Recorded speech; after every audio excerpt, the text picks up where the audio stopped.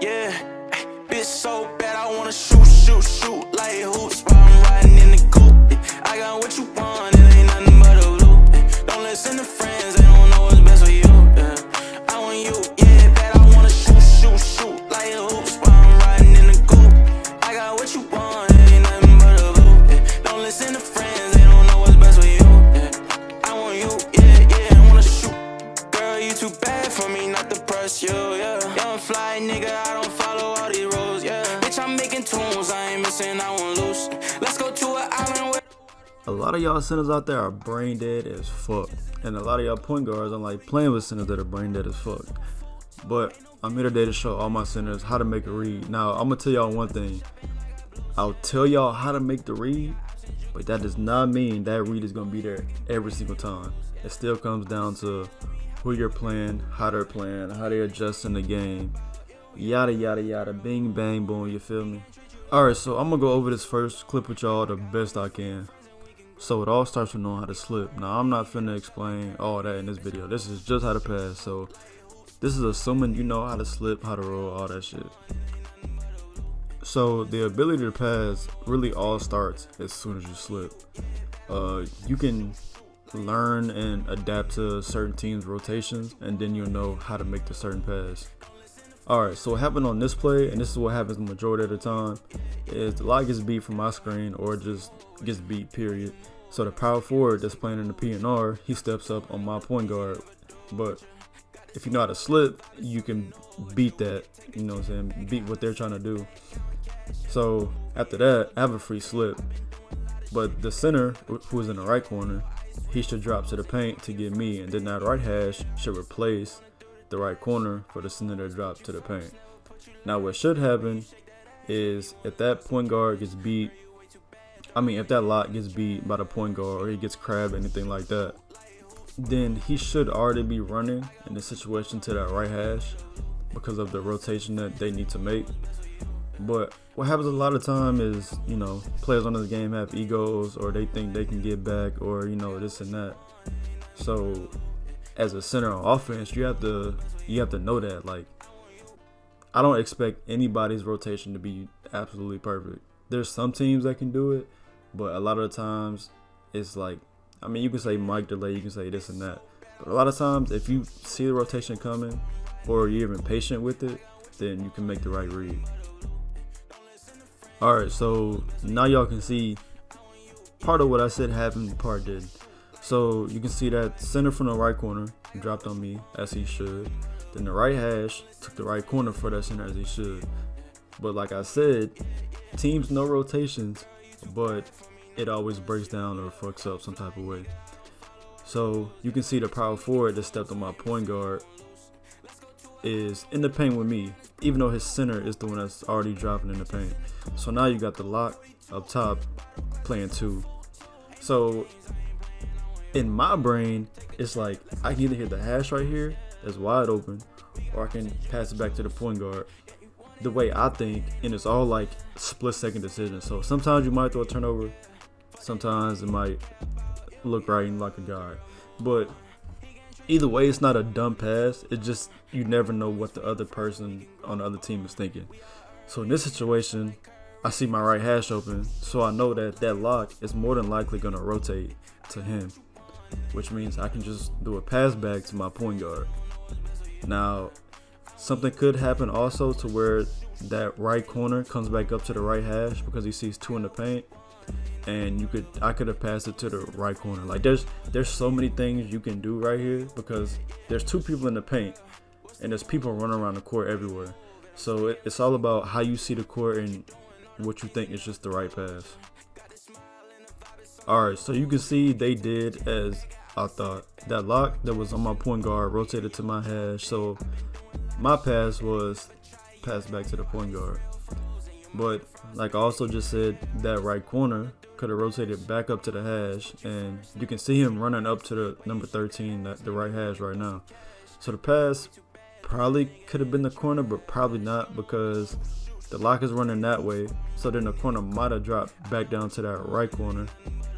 You know what I'm saying? Like, anything can happen, you know what I'm saying, type shit, but it's just like however you see the court. So my pass was the lock was gonna run back to the right hash because it was wide open. So I just made the pass back to the point guard.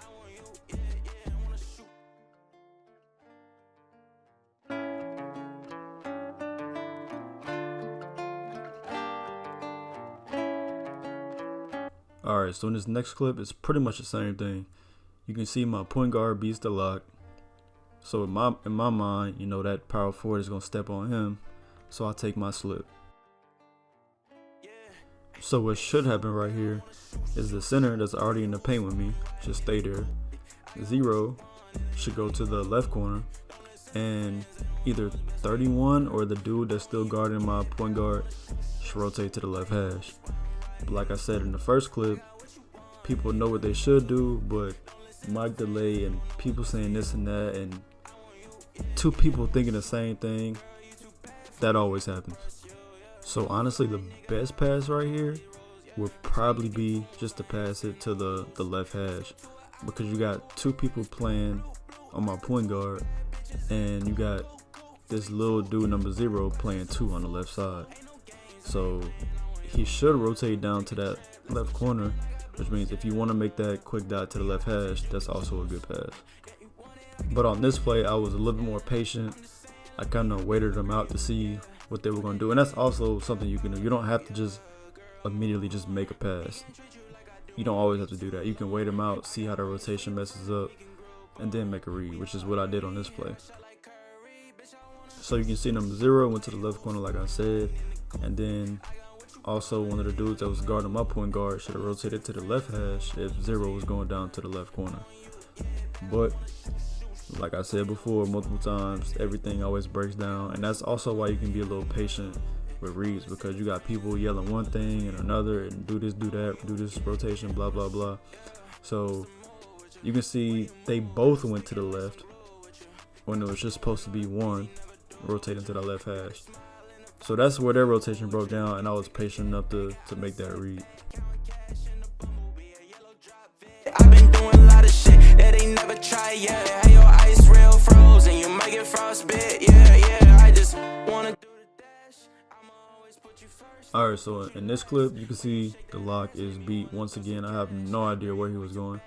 But then the power forward steps up on my point guard, which means I'm taking the paint and breaking down their defense. So the same rotation as earlier should happen in this clip too. So the right corner, which is the center, will drop on me, and then the right hash will take that right corner.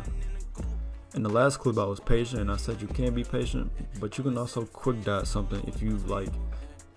You never know, but if you're like 100% confident, then do it. This is the same team, I believe, from the other clip, so I know that they're gonna rotate. So in my head, I'm already like 100% confident that that right hash is gonna drop to that right corner, regardless of what anybody else does. I know that's gonna happen. Listen to friends, they don't know what's best for you. I want you, yeah, bet I wanna shoot like hoops while I'm riding. So here I simply just beat them both off the dribble. So I noticed that the corner drops and that the big is also with me in the paint, which leaves Afro pink shoe dude either guarding the corner or my point guard right here. So in my mind, the most obvious pass right here would probably be that right corner, since the dude dropped in his jump and is in the paint, whatever. That's the most obvious pass. So my brain tells me to throw it to the next man, especially if one is guarding 2. So I would think that the Afro dude guarding my point guard would drop to the right corner. What you want, ain't nothing but a loop, yeah. Don't listen to friends, they don't know what's best for you, yeah. I want you, yeah. So in this clip, it's pretty much the same as the other ones, except it breaks down probably even worse, because they have one person guarding deep hash and corner. So this is the same team from the other clips I've been showing y'all too, so I just know at this point that their hash is going to rotate to the corner, because he does it every time. So now he has to play 2. He thinks I'm going to make that corner pass. I don't know why I'm making all the hash passes, but he rotates down, so the next pass would be the hash pass. Now he could have went to the hash, throw the pass, and made me look like a dumbass, but he didn't, so I look like a god.